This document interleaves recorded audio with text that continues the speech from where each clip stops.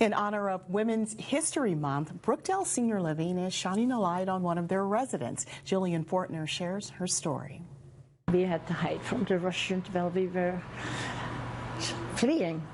I was up in Czechoslovakia and in Chernobyl, and the Germans were bombing and doing. I've seen a lot of bombard and see the bombs come flying down. 92-year-old Brookdale resident Maria Bierning remembers her life in the Netherlands during World War II.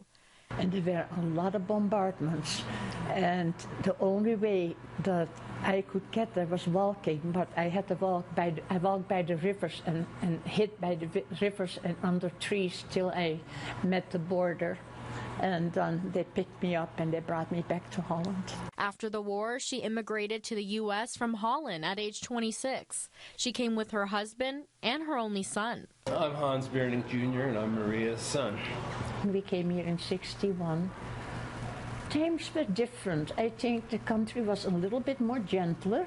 After settling in California, Maria worked in a hospital as a nurse.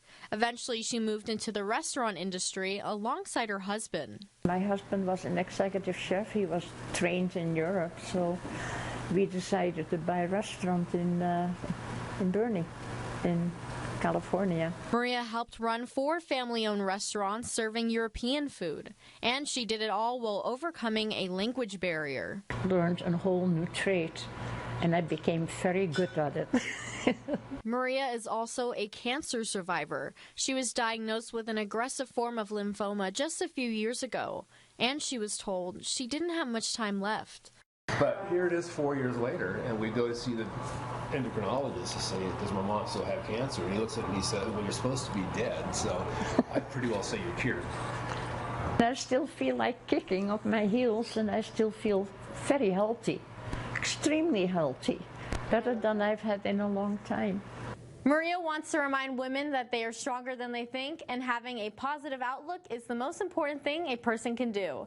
Jillian Fortner, News Channel 21.